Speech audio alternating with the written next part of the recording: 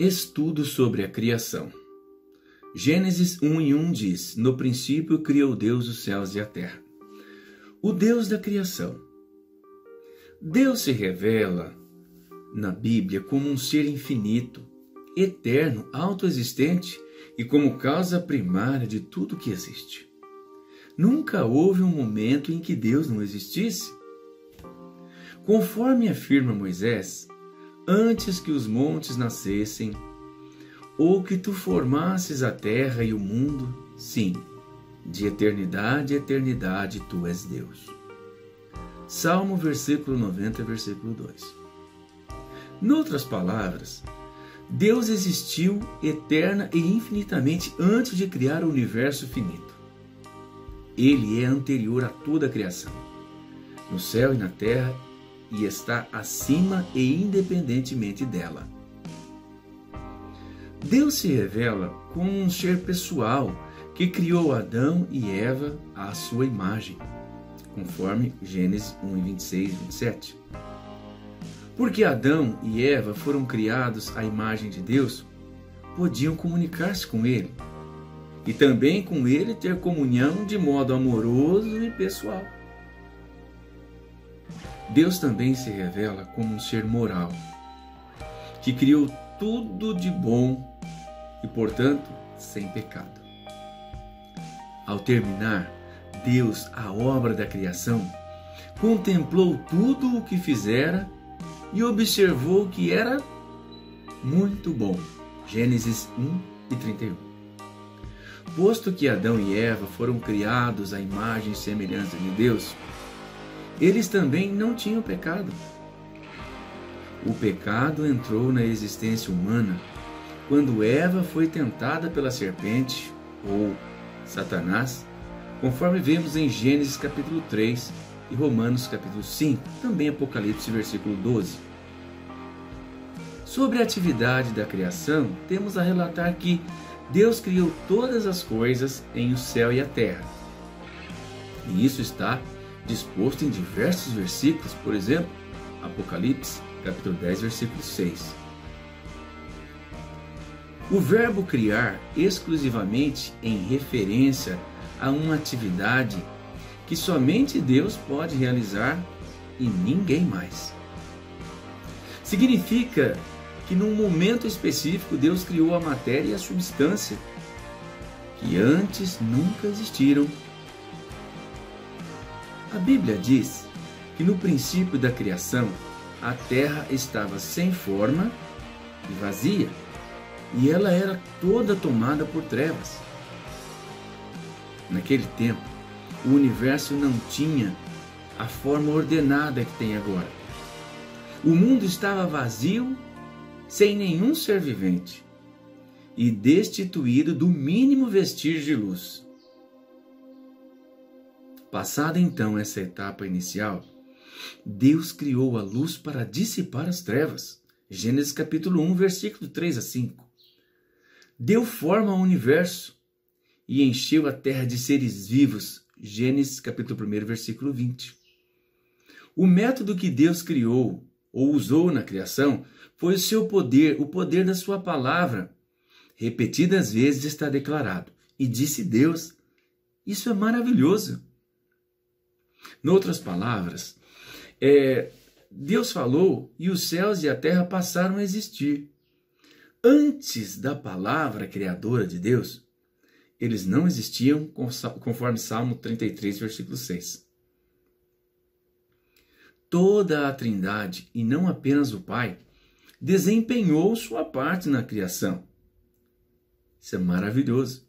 O próprio Filho, diz a Bíblia, é a palavra, o Verbo, poderosa através de quem Deus criou todas as coisas.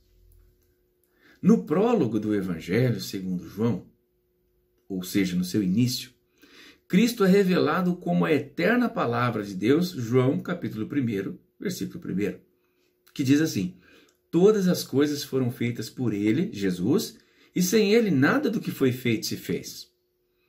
Semelhantemente, também o apóstolo Paulo afirma que por Cristo foram criadas todas as coisas que há no céu e na terra, visíveis e invisíveis.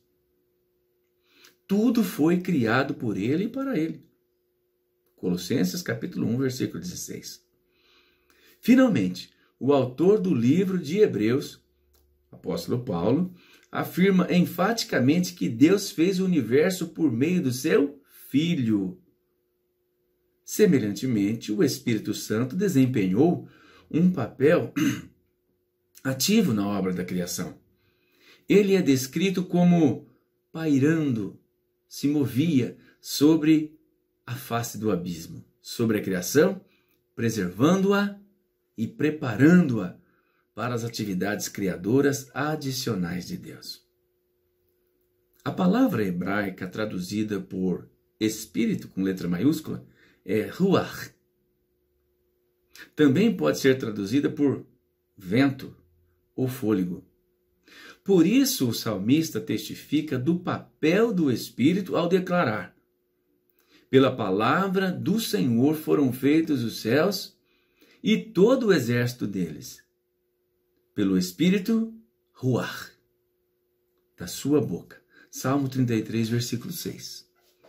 Além disso, o Espírito Santo continua a manter e sustentar a criação, conforme Jó 33, versículo 4. E agora nós vamos ver sobre o propósito e o alvo da criação. Deus tinha razões específicas para criar o mundo. Primeiro, Deus criou os céus e a terra como manifestação da sua glória, majestade e poder. O próprio Davi reconheceu isso quando disse: os céus manifestam a glória de Deus e o firmamento anuncia a obra das suas mãos. Salmo 19, um dos salmos que eu mais gosto na Bíblia. Ao olharmos a totalidade do cosmos criado, desde a imensa expansão do universo, a beleza e a ordem da natureza, ficamos tomados de temor reverente ante a majestade do Senhor Deus, nosso Criador.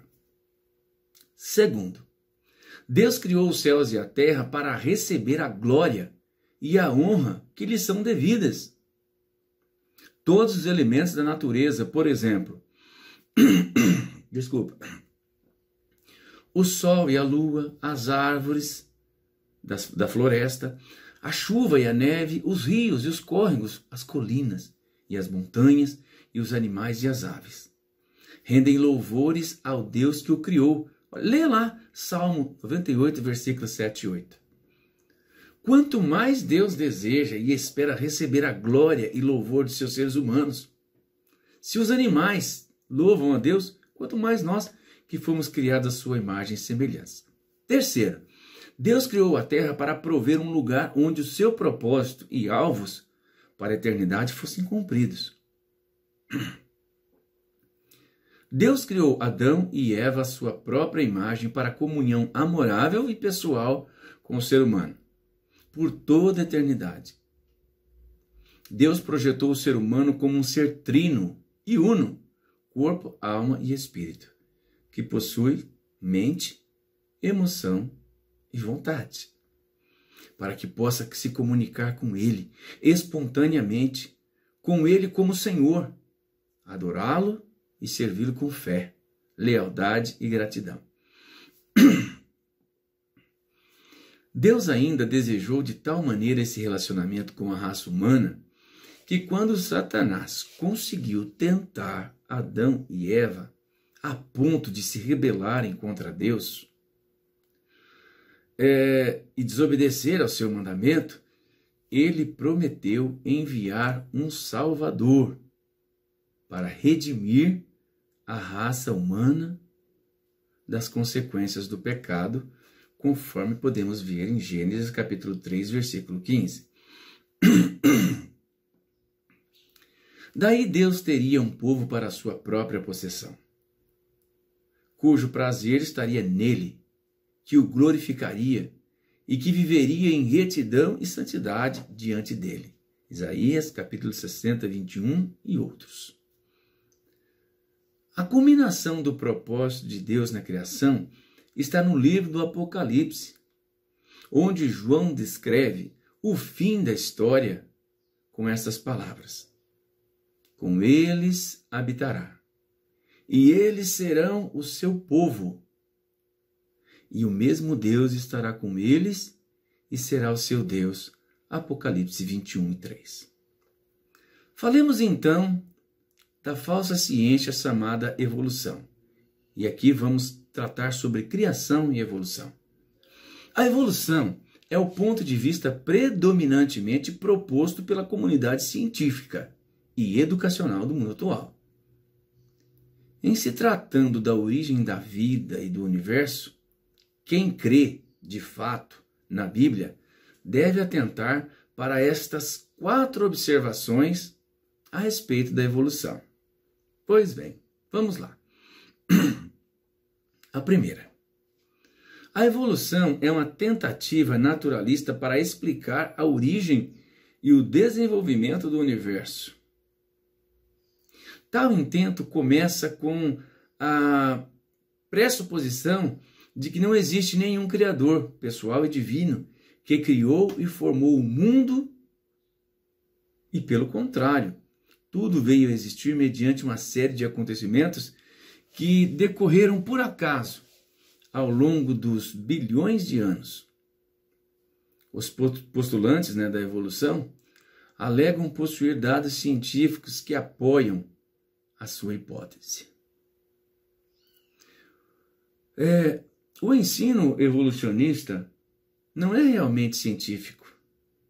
Segundo o método científico, toda a conclusão deve basear-se em evidências contestáveis, oriundas de experiências que podem ser reproduzidas em qualquer laboratório. Pois bem, no entanto, nenhuma experiência, como poderíamos dizer, foi idealizada e nem poderá sê-lo para testar e comprovar teorias em torno da origem da matéria a partir de um hipotético grande estrondo, ou Big Bang, ou do desenvolvimento gradual dos seres vivos a partir das formas mais simples às mais complexas. Pois bem, por conseguinte, a evolução é uma hipótese sem evidência científica e somente quem crê em teorias humanas é que pode aceitá-la. A fé do povo de Deus, pelo contrário, firma-se no Senhor e na sua revelação inspirada, a qual declara que Ele é quem criou todas as coisas do nada. Simplesmente se fez. Né? É inegável que as alterações e melhoramentos ocorrem em várias espécies de seres vivos. Por exemplo, algumas variedades dentro de várias espécies estão se extinguindo. E por outro lado, ocasionalmente, vemos novas raças surgindo dentre algumas das espécies. Não há, porém, nenhuma evidência e nem sequer no registro geológico a apoiar a teoria de que um tipo de ser vivente já evoluiu de outro tipo. Pelo contrário, as evidências existentes apoiam a declaração da Bíblia que Deus criou cada criatura vivente conforme a sua espécie. Os crentes na Bíblia devem também rejeitar a teoria da chamada evolução teísta. Essa teoria, ela aceita a maioria das conclusões da evolução naturalista. Apenas acrescenta que Deus deu início ao processo evolutivo. Essa teoria, ela nega a revelação bíblica que atribui a Deus um papel ativo em todos os aspectos da criação. Por exemplo, todos os verbos principais em Gênesis capítulo 1 têm Deus como seu sujeito, a não ser em Gênesis capítulo 1 e 12, que cumpre o mandamento de Deus. E a frase repetida, abre aspas, e foi a tarde e a manhã, fecha aspas. Deus não é um supervisor indiferente. Deus